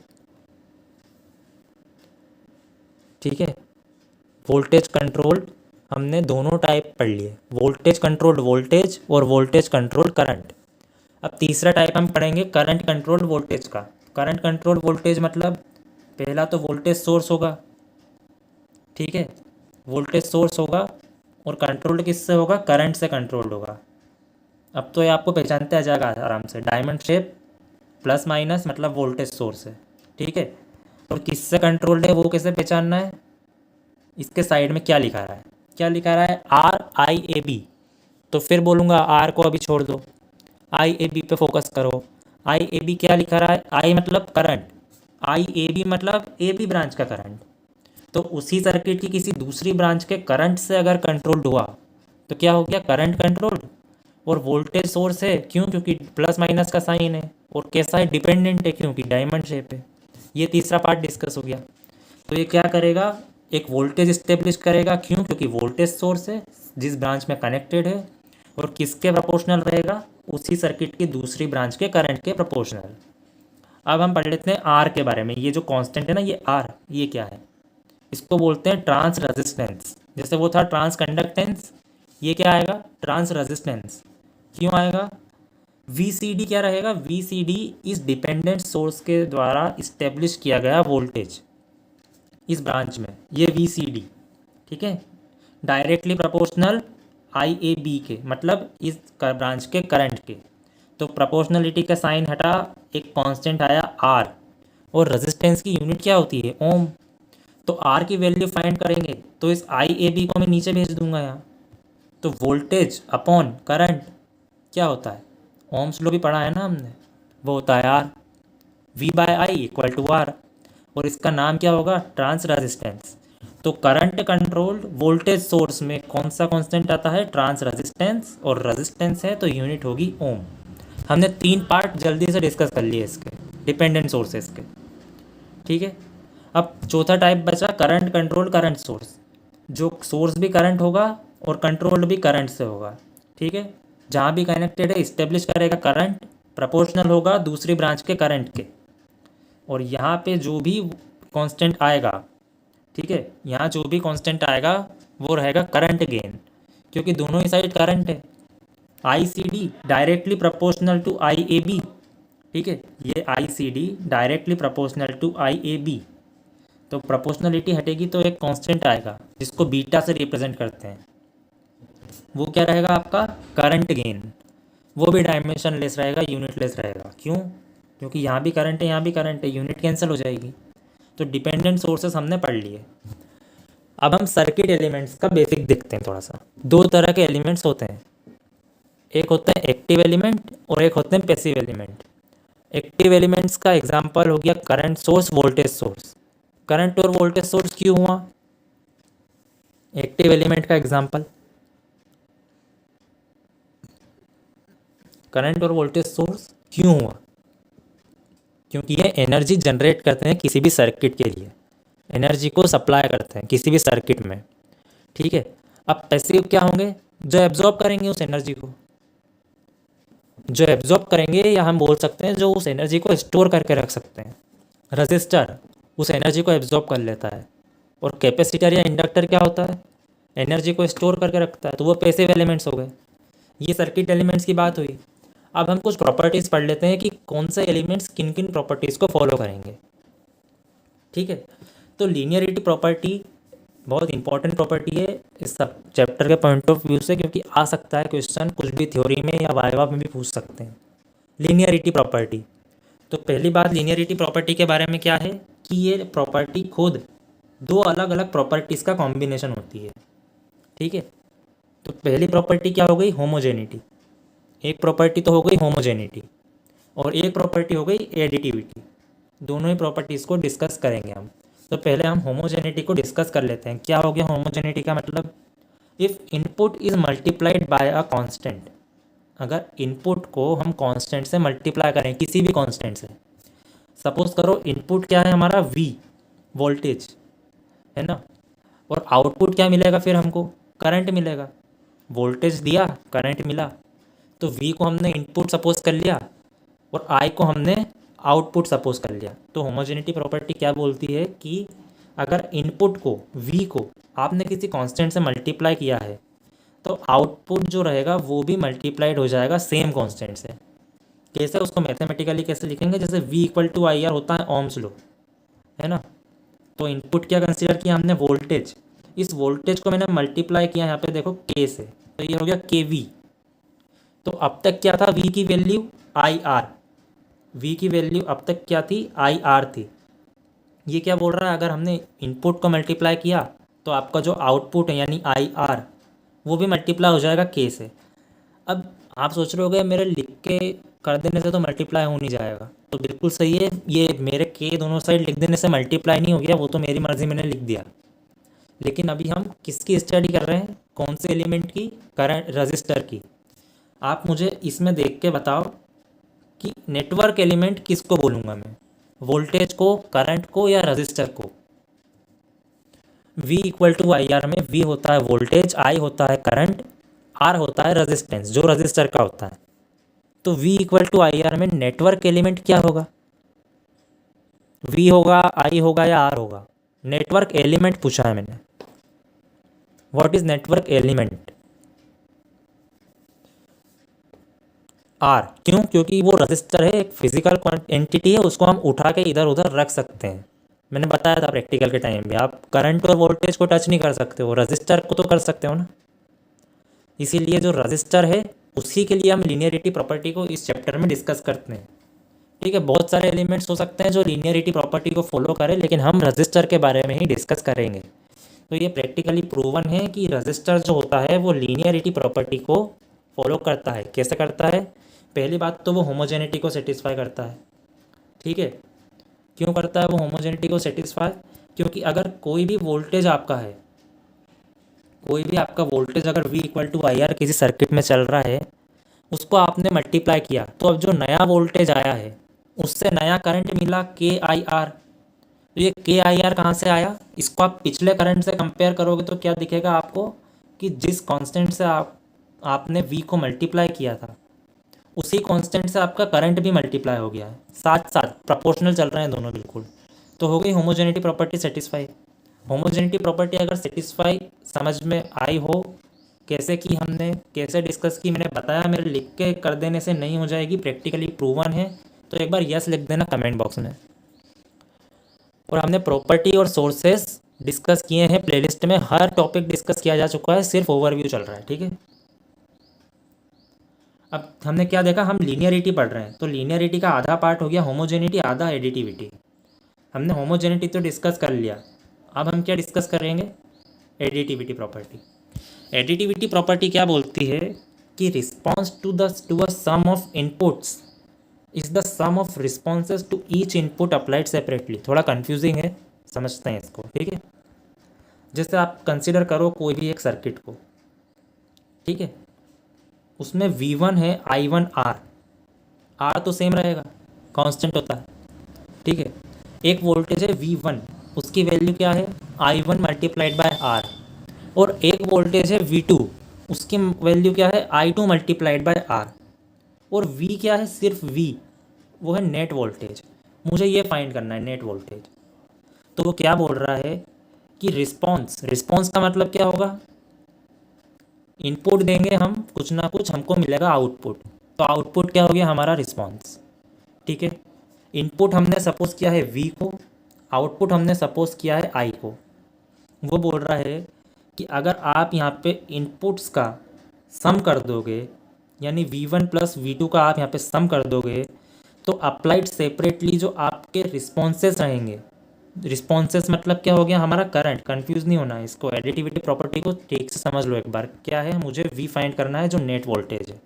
V1 V2 मैंने अभी समझाया क्या है, उसकी जो डेफिनेशन है वो ये स्टेट करती है, मुझे V1 V2 यानी कि इनपुट्स का सम अगर फाइंड करना है तो वो क्या रहेगा, इक्वल रहेगा किसके, जो भी रिस्पॉन्सेज हैं, रिस्पॉन्सेज क्या है करंट, उनके अप्लाइड सम के सेपरेटली। ये देखो, और कैसे प्रूफ हुआ वो इस डायरेक्शन में, V equal to I1 plus I2 common निकाला R को, इससे क्यों निकाला, क्योंकि R कॉमन है दोनों में, तो I1 प्लस I2 हो गया। अब I1 का मल्टीप्लाई R में मैंने किया तो I1 R मिल गया, I2 का मल्टीप्लाई R में किया तो I2 R मिल गया। तो यहाँ पे हमने किस स्टेटमेंट को सेटिस्फाई कर दिया, अप्लाइड सेपरेटली। हमने जो रिस्पॉन्सेस हैं उनका sum of responses applied separately, sum of responses applied separately, ये रहा करंट हमारा रिस्पॉन्स था, sum of responses applied separately. तो क्या मिला, V1 V2 क्यों मिला, I1 R की वैल्यू देखो क्या है V1, I2 R की वैल्यू देखो क्या है V2, V1 और V2 हमको मिल गए। तो क्या हो गया कि sum of input sum of output, लेकिन अप्लाइड सेपरेटली। आई आपको समझ में एडिटिविटी प्रॉपर्टी क्या होती है। और रजिस्टर के बारे में हम पढ़ रहे हैं तो हम क्या कहेंगे कि रजिस्टर जो होते हैं वो लीनियरिटी प्रॉपर्टी को फॉलो करते हैं। क्यों, क्योंकि वो एडिटिविटी और साथ ही साथ होमोजेनिटी दोनों ही प्रॉपर्टीज़ को सेटिस्फाई करते हैं। कौन, रजिस्टर्स। मैं फिर रिपीट कर रहा हूँ, रजिस्टर जो होते हैं वो एडिटिविटी होमोजेनिटी को सेटिस्फाई कर देते हैं। अब एक क्वेश्चन सिंपल सा, लीनियर सर्किट क्या होते हैं, जिनका आउटपुट उनके इनपुट से लीनियरली रिलेटेड होता है। ठीक है, इतना इसको समझ लो। लीनियर सर्किट वो होंगे जिनका आउटपुट लीनियरली रिलेटेड रहेगा इनके इनपुट से। तो यहाँ हमने बेसिक डेफिनेशंस पढ़ ली हैं, बेसिक्स समझ में आ गए सभी को। अब आगे हम पढ़ेंगे मेथड्स। ठीक है, यूनिट 1 में हमको सिर्फ बेसिक्स ही नहीं थे, हमको यूनिट 1 में मेथड्स भी थी। उन मेथड्स को मैं, सबसे पहली मेथड क्या रहेगी, करंट डिवीज़न रूल की। Current division rule parallel circuit में अप्लाइड होता है, इतना हमको पता है। तो मेरा क्वेश्चन है क्यों करंट डिवीज़न रूल को आप पैरेलल सर्किट में ही क्यों अप्लाई करते हो।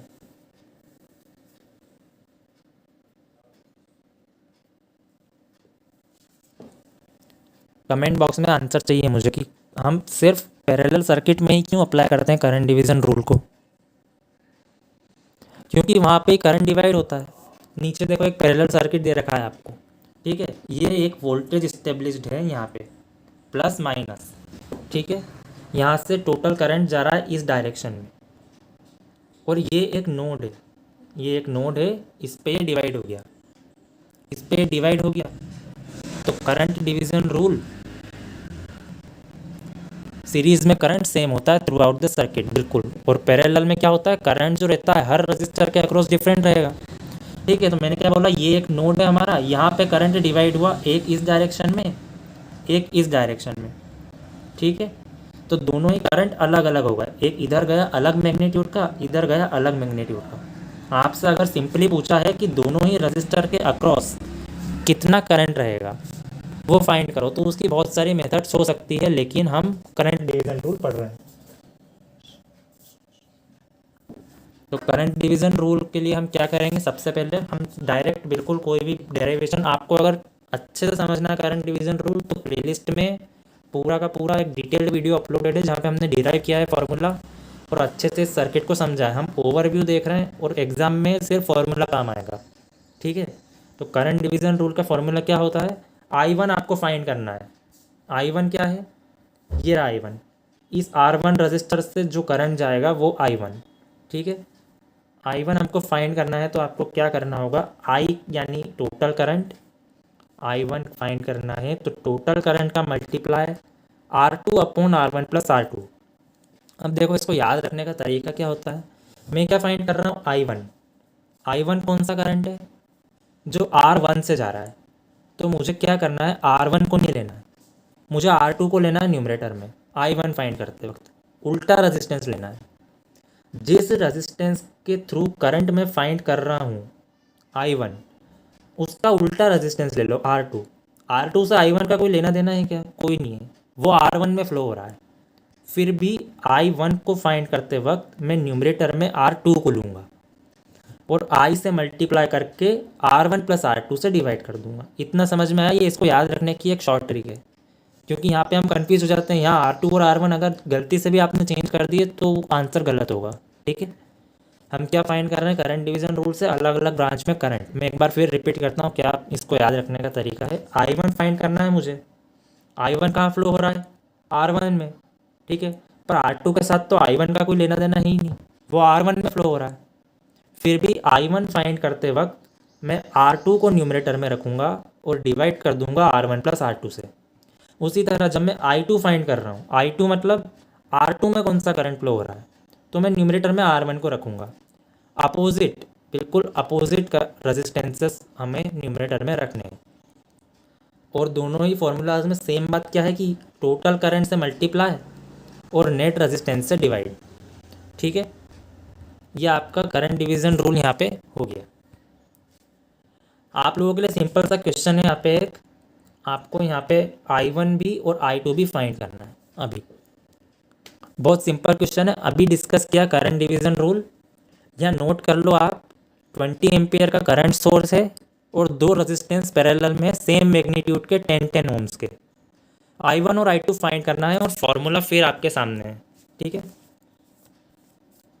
20 एम्पियर का करंट सोर्स, दो रेजिस्टेंस और साथ ही साथ आपका फॉर्मूला मैंने बता दिया आपको, 10 मीन बोथ, बिल्कुल करेक्ट है। ये तो सिंपल क्वेश्चन था, इसलिए हमें आना चाहिए था। ये डायरेक्ट कैलकुलेट करते बिना किसी पेन या पेपर या कैलकुलेटर के। तो करंट डिवीजन रूल आ गया अच्छे से समझ में, मेन फॉर्मूला, उसको याद रखने का तरीका भी मैंने बता दिया, ठीक है। आपको अगर और डिटेल में समझना है तो प्लेलिस्ट में पूरा वीडियो अपलोडेड है। अब हम लॉस पढ़ेंगे KCL KVL। KCL KVL क्यों इंपॉर्टेंट है, क्योंकि इन्हीं पे बेस्ड है आगे हमारी मेथड्स, KCL और KVL पे। यूनिट 1 ख़त्म होने वाली है, थोड़ा से बस मेथड्स डिस्कस करेंगे हम, मैश नोडल, और फिर यूनिट 1 ख़त्म हो जाएगी, ठीक है। KCL क्या स्टेट करता है, देखो कुछ ज़्यादा इसमें डिटेल में जाने की ज़रूरत नहीं, सबको पता है KCL KVL क्या क्या होते हैं। KCL क्या होता है, किसी भी नोड पे इंटरिंग करंट और आउटगोइंग करंट का जो सम होता है वो इक्वल होता है। जैसे मान लो I1 और I4 यहाँ पे लिखा रहा है ना लेफ्ट हैंड साइड पे, I1 और I4 क्या है, इंटरिंग करंट है किसी नोड पे, और I2 I5 और I3 आउटगोइंग करंट है, उनका सम हो जाएगा इक्वल।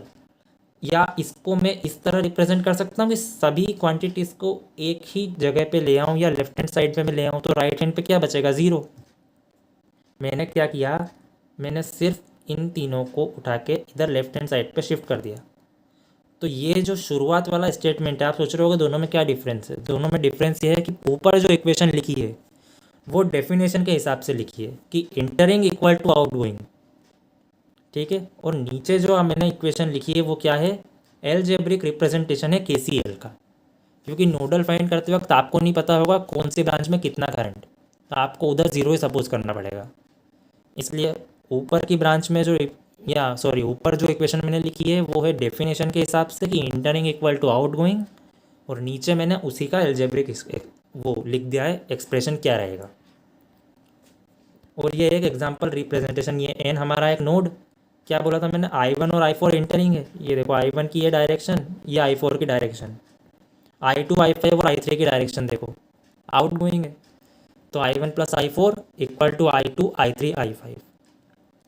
यहाँ पे हमारा KCL ख़त्म हो गया। और डिटेल में KCL के बारे में प्रैक्टिकल भी लाइव डिस्कस हो चुका है और प्लेलिस्ट में भी अपलोडेड है, तो वहाँ पे आपको और पॉइंट्स पता चलेंगे KCL के बारे में। अब KVL क्या होता है, जिस तरह करंट्स का सम ज़ीरो हो जाएगा एल्जेब्रिक सम किसी नोड के रिस्पेक्ट में, उसी तरह किसी क्लोज्ड सर्किट में वोल्टेजेस का सम ज़ीरो हो जाएगा। उसको रिप्रेजेंट करने का तरीका क्या है, summation IR equal to zero. ठीक है, summation IR equal to zero, ये KVL का एक एक्सप्लेनेशन है।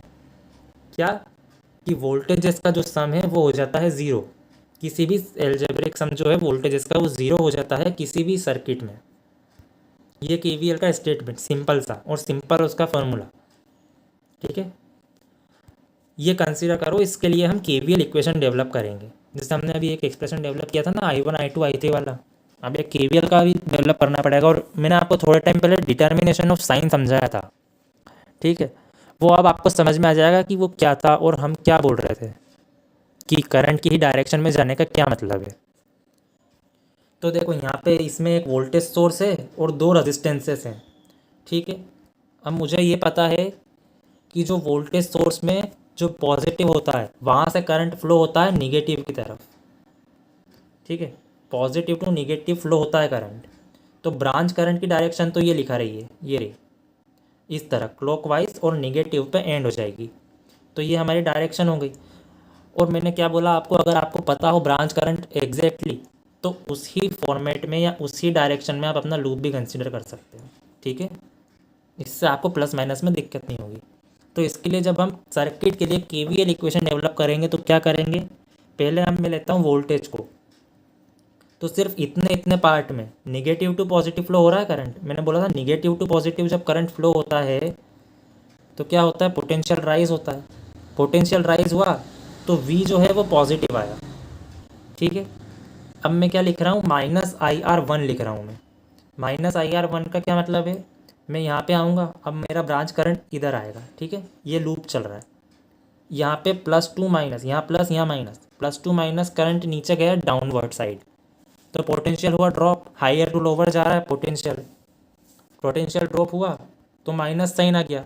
करंट है I और मैग्नीट्यूड है रेजिस्टेंस का R1, तो ये इसका वोल्टेज ड्रॉप हो गया। IR1 क्या होता है, वोल्टेज रेजिस्टेंस के अक्रॉस। और उसी तरह IR2 हो गया, तो ये आपकी KVL इक्वेशन बन गई। ठीक है, ये इक्वेशन, यही सेम इक्वेशन डिटेल में प्लेलिस्ट में डिस्कस है, हम ज़्यादा लंबा नहीं करेंगे इसको। इसमें से मैंने I कॉमन निकाला और यहाँ से मुझे V equal to IR dash का फॉर्मूला मिल गया। ठीक है, तो ये हमने KVL इक्वेशन बना ली यहाँ पे, किसकी, इस सर्किट की, इस सर्किट की KVL इक्वेशन बन गई। अब हम वोल्टेज डिवीज़न रूल डिस्कस करेंगे।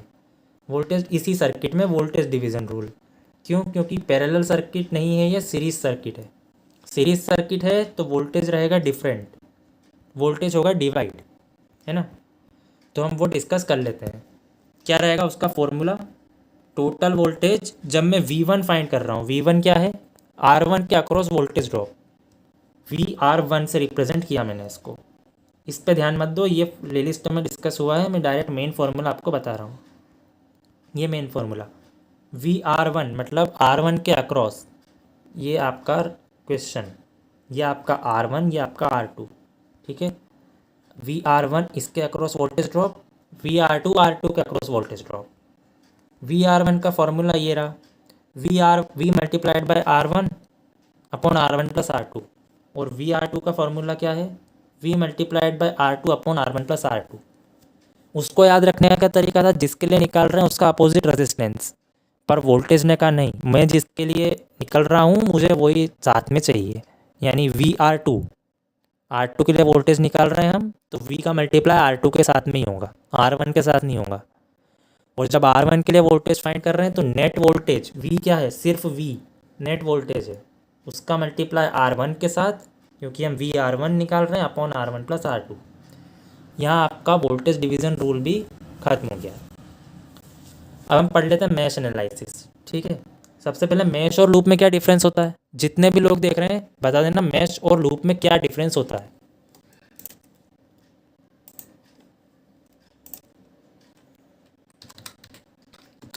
मैश और लूप में क्या डिफरेंस होगा।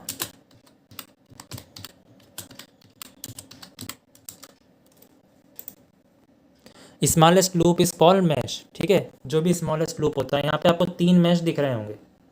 तो मैश एनालिसिस को डिटेल में हमने पढ़ा है, प्लेलिस्ट में एक क्वेश्चन डिस्कस करेंगे। ये आपको सर्किट दिख रहा होगा, ठीक है। इस सर्किट में एक रेजिस्टेंस है, एक और रेजिस्टेंस है V1 और V2, इस रेजिस्टेंस के अक्रॉस वोल्टेज ड्रॉप, और ये एक और 2 रेजिस्टेंस और दे रखे हैं, इनके वोल्टेज ड्रॉप डायरेक्ट बताए हुए हैं। तो जब इस मैश के लिए हम इक्वेशन डेवलप करेंगे तो वो इक्वेशन क्या होगी, वो इक्वेशन ये रहेगी। 12 क्यों आया, क्योंकि मैंने लूप इस तरह कंसिडर किया है, इस तरह, ठीक है। नेगेटिव टू पॉजिटिव जा रहे हैं हम, पोटेंशियल हुआ राइज, साइन आया प्लस का, ठीक है। इसके लिए KVL इक्वेशन हमने डेवलप कर रहे हैं हम मैश एनालिसिस की हेल्प से।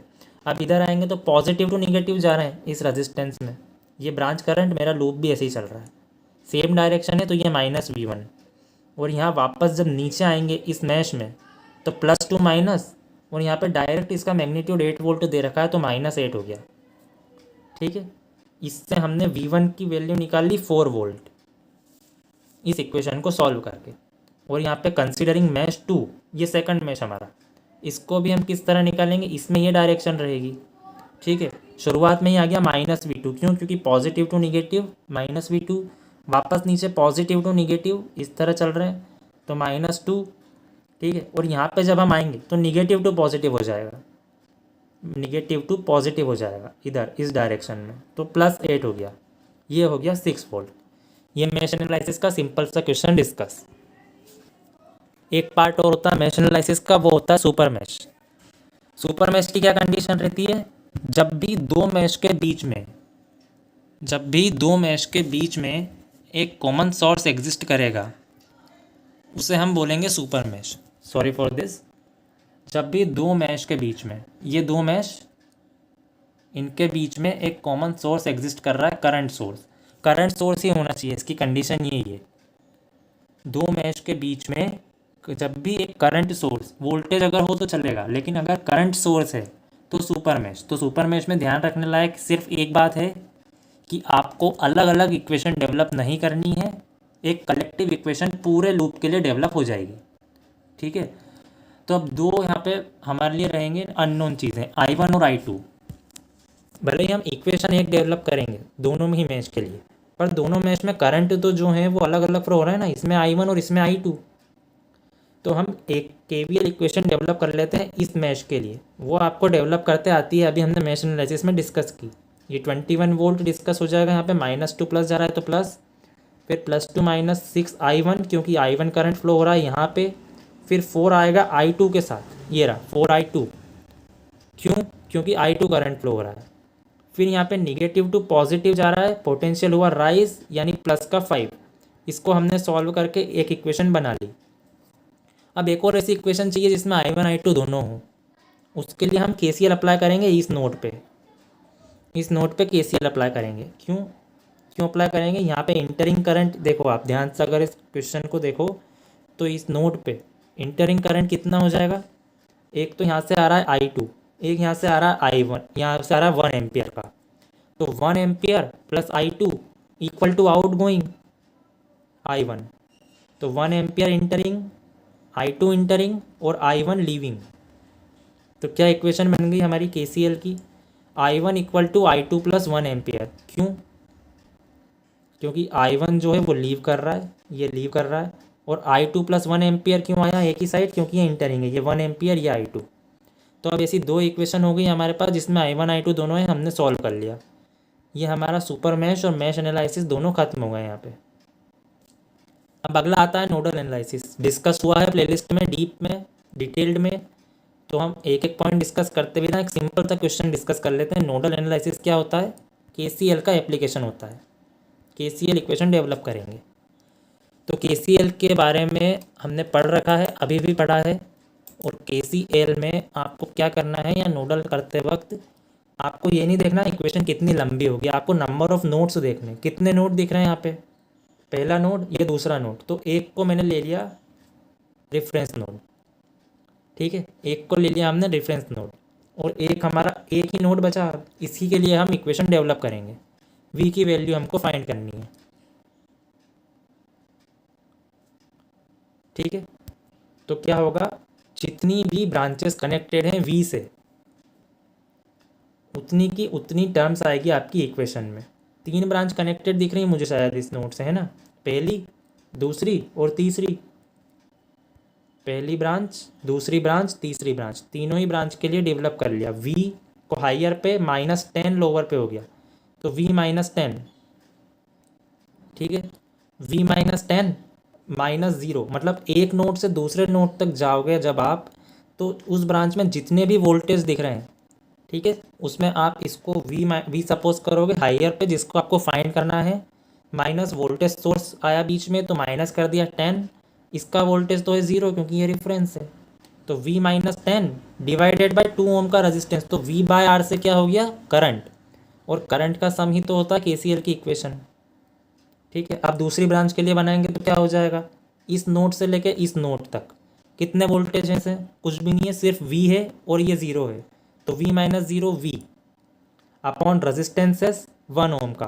तो v बाय 1, ये दूसरी ब्रांच भी हमने कर दी टर्म, जितनी ब्रांचेस उतनी टर्म, ये थर्ड ब्रांच, इसके लिए क्या करेंगे, v -7 माइनस v -0, तो ये v -7 अपॉन 3 ओम का रेजिस्टेंस। अब एक इक्वेशन काफ़ी है एक अननोन वेरिएबल के लिए, तो हमने v की वैल्यू फाइंड कर ली, ठीक है। ये सुपर नोड, हमने जैसे सुपर मैश पढ़ा वैसे सुपर नोड बस खत्म होने वाला है, बिल्कुल भी बचा नहीं है अब ज़्यादा इसमें कुछ भी। सुपर नोड एक टॉपिक और बचा है, सोर्स ट्रांसफॉर्मेशन, वो भी छोटा सा है। सुपर नोड का क्या, अच्छा सुपर मैश की क्या कंडीशन होती है, दो मैश के बीच में एक करंट सोर्स एग्जिस्ट करता है कॉमन में, ठीक है, दो मैश हमारे, उनके बीच में एक कॉमन करंट सोर्स अगर एग्जिस्ट करेगा तो वो हो गया सुपर मैश। उसी तरह अगर दो नोड के बीच में एक वोल्टेज सोर्स होगा तो वो क्या हो जाएगा, सुपर नोड हो जाएगा।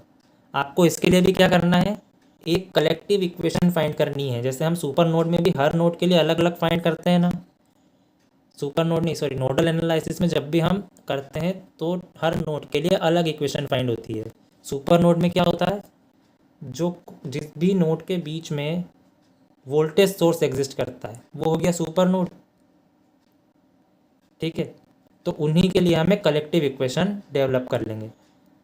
तो अब यहाँ पे v1 और v2 दो अननोन वेरिएबल हैं, तो दो ऐसी इक्वेशन चाहिए जिसमें v1 v2 हो। तो एक इक्वेशन तो मुझे यहीं से मिल रही है, v1 -20 minus v2 equal to 0, ठीक है, v1 -20 minus v2 equal to 0, उसको क्या लिखूंगा मैं, v1 -v2 इक्वल टू 20 उधर जाके पॉजिटिव हो गया। और मैंने क्या किया कि v1 से कितनी ब्रांच कनेक्टेड है, 1 2, और v2 से तीसरी और ये चौथी, 4 ब्रांच 4 टर्म्स आएंगे हमारे इक्वेशन में।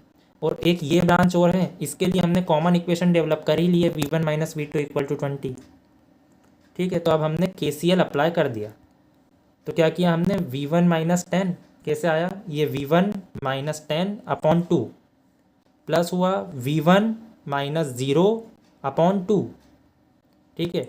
अब v2 की बारी आ जाएगी, v2 -5 अपॉन जो भी रेजिस्टेंस की वैल्यू है, और v2 माइनस यहाँ पे ये रेफरेंस नोड हो गया 0 अपॉन 3। तो ये आपकी एक इक्वेशन और हो गई, दोनों को सॉल्व करो आपको ये मिलेगा। तो v1 के लिए और v2 के लिए दो अलग इक्वेशन बन गई, 1 और 2। ये दोनों जब हम सॉल्व कर लेंगे तो हमको v1 v2 की वैल्यू समझ में आ जाएगी। यह आपका सुपर नोड, अगर आपको सुपर नोड अच्छे से समझना है तो प्लेलिस्ट में वीडियो अपलोड होने वाला है और आप वहाँ से देख के समझ सकते हैं, ठीक है। सोर्स ट्रांसफॉर्मेशन, बिल्कुल लास्ट टॉपिक यूनिट 1 का। सोर्स ट्रांसफॉर्मेशन क्या होता है, replacing a source by an equivalent source, replacing one source by equivalent source. आप सोच रहे होगे वोल्टेज को करंट में कैसे करेंगे हम, उसके लिए ओम्स लॉ लगेगा आपको और कुछ भी नहीं लगेगा। यहाँ पे सीरीज़ में वोल्टेज के साथ एक रेजिस्टेंस कनेक्टेड है, ठीक है, और यहाँ पे इस करंट के साथ पैरेलल में एक सेम रेजिस्टेंस कनेक्टेड है, यही होता है सोर्स ट्रांसफॉर्मेशन। आपको क्या करना है, अगर आपको वोल्टेज टू करंट ट्रांसफॉर्मेशन करना है, जैसे voltage to current source conversion, 10 volt का सोर्स है, 2 ओम का रेजिस्टेंस सीरीज़ में है, तो क्या करोगे आप यहाँ पे ओम्स लॉ अप्लाई कर दो, ये हो गया V बाय आर। तो V by R equal to I current source. और आपको सिर्फ एक ध्यान रखने लायक बात यह है करंट सोर्स ट्रांसफॉर्मेशन में कि वोल्टेज सोर्स के सीरीज़ में ही होना चाहिए। ये जो रेजिस्टेंस जिसको आप ट्रांसफॉर्म करोगे ना इस सोर्स को, तो इस रेजिस्टेंस का यूज़ होगा, इस रेजिस्टेंस का यूज़ होगा, तो इसके अक्रॉस आप पावर करंट कैलकुलेट करोगे तो वो गलत आएगा। पहली नोटेबल पॉइंट सोर्स ट्रांसफॉर्मेशन के बारे में। दूसरा नोटेबल पॉइंट क्या होगा कि वोल्टेज के पैरेलल में अगर होता है ये ऐसे 2 ओम यहाँ कनेक्टेड होता पैरेलल में, वोल्टेज के पैरेलल में होगा तो आप इसको ट्रांसफॉर्म नहीं कर सकते, ठीक है। तो वोल्टेज से के सीरीज़ में कनेक्टेड है ये resistance, V by R equal to I यानी 5 एम्पियर, ठीक है।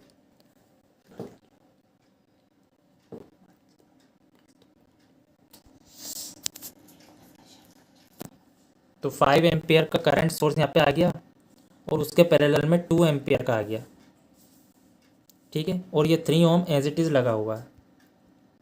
अब एक और टाइप का कन्वर्जन हो जाएगा करंट टू वोल्टेज, ये रेजिस्टेंस।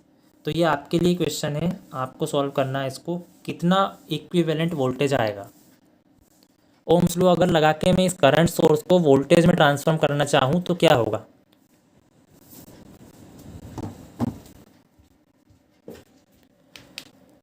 वोल्टेज कितना आएगा। 2 एम्पियर का करंट सोर्स है और पैरेलल में 5 ओम का रेजिस्टेंस है। 2 ampere current source and parallel में है 5 ओम का करंट, 5 ओम का रेजिस्टेंस। तो कितना इक्विवेलेंट वोल्टेज आ जाएगा अगर मुझे इस करंट सोर्स को ट्रांसफॉर्म करना है।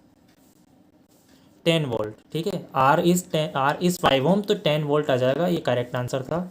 और ये सीरीज़ में आएगा 5 ओम के साथ, ठीक है। जब आप इक्विवेलेंट सर्किट ड्रॉ करोगे तो 3 और 4 तो अपनी जगह रहेंगे, ये दोनों आएंगे सीरीज़ में, वोल्टेज और रेजिस्टेंस, ठीक है। ये आपका करंट टू वोल्टेज भी यहाँ पे ख़त्म हो गया। अब ये एक सिंपल सा क्वेश्चन हो रहा है करंट टू वोल्टेज का। ये 3 ओम का रजिस्टर, 3 एम्पियर का करंट सोर्स, 6 ओम का रजिस्टर पैरेलल में, तो कितना वोल्टेज आएगा, ये V की वैल्यू क्या होगी, यहाँ पे इस V की वैल्यू क्या होगी।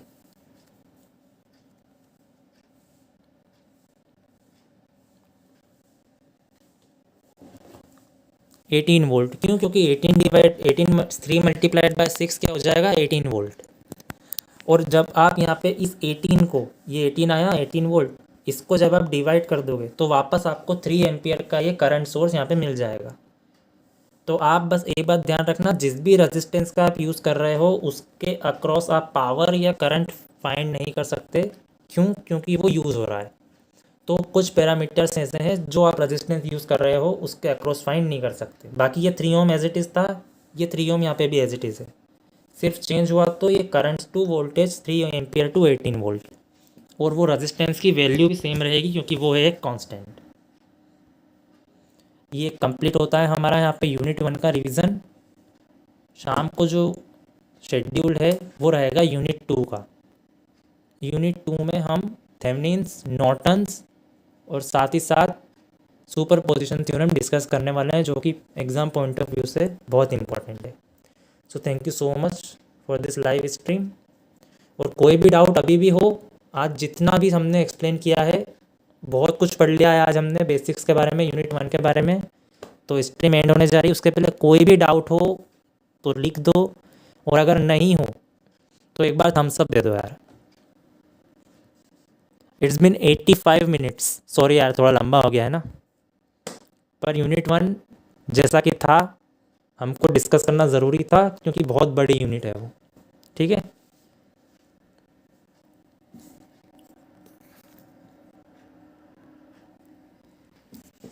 कोई भी डाउट हो और कोई भी टॉपिक अगर आपको आज ऐसा लगा हो कि बहुत शॉर्ट में निपटा दिया मैंने या बहुत ज़्यादा ही डिस्कस हो गया है, तो उसके लिए कोई डरने वाली बात है नहीं। देखो यूनिट 1 की बात है ना, और यूनिट 1 के सारे वीडियोस अपलोड हो चुके हैं, सिर्फ एक नोडल सुपर नोड वाला वीडियो बाकी है, बाकी सारे वीडियोस आप इन डेप्थ जाके देख सकते हो, प्लेलिस्ट अपलोडेड है, ठीक है। Okay, thank you Harsh everyone, thank you everyone, so we can end this.